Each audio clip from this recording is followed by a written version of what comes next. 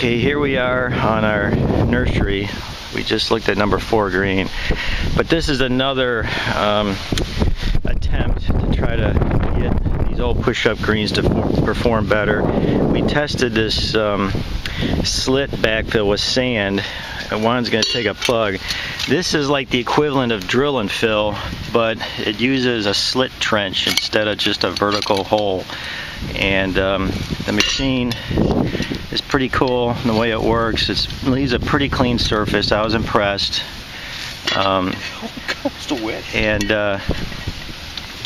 basically what these practices attempt to do is remove some of the existing root zone mix soil that can be high in organic matter, can be a layer, and replace it with some good clean sand in some way that won't disturb playability too much. So you can see how that sand layer here, it's just slit the turf and deposited this sliver of sand. So the idea here again is to kind of do several things. One is create a convert the root zone over time, if you keep doing this, to more and more clean sand, removing the high organic material, and also allowing the soils to be more receptive to both water and air. And that's the problem I have with these push-up greens that do not have internal drainage. You can kind of look at a root zone on a green like a big bathtub.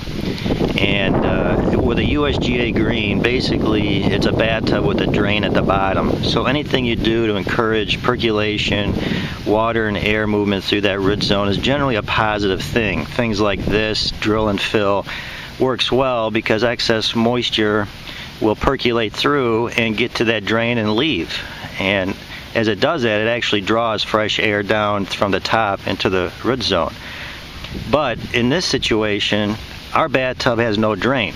As you can see here, we just pulled this plug and there's a bunch of water here.